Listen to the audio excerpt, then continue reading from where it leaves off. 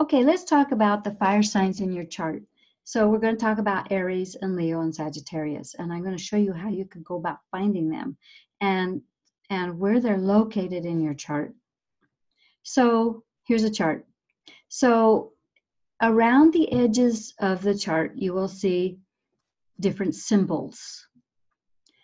And these symbols all relate to different constellations, like Scorpio or Sagittarius or Capricorn.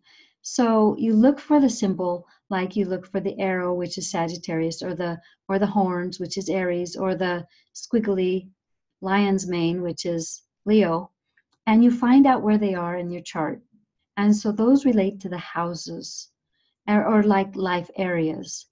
And then you also look to see how many planets or you have those symbols, and then you can summarize how many planets you have in fire, and that will also give you a clue to your personality. So, oops, the heck, I don't know what happened here.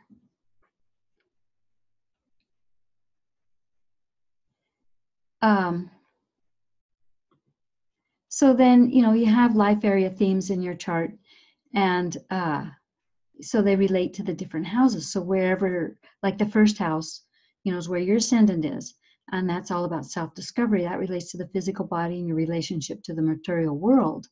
And in the second house relates to building values, money, wealth, self-esteem. The third house is about communication and the mind.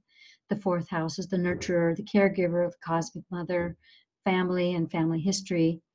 And the fifth house has to do with fun and play and entertaining and love and romance.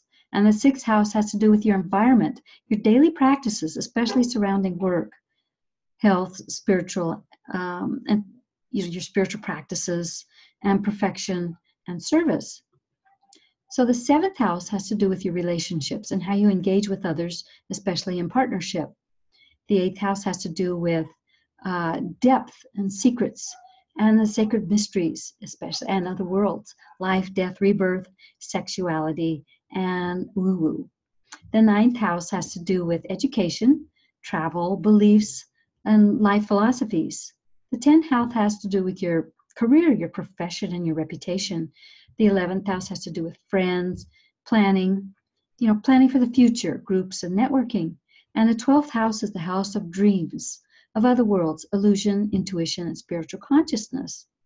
So depending upon where these where the houses are, where the fire signs are located in your houses, and what planets are located in what houses, these are themes that play out in your chart, and these are themes that we will discuss when I look at your chart in person.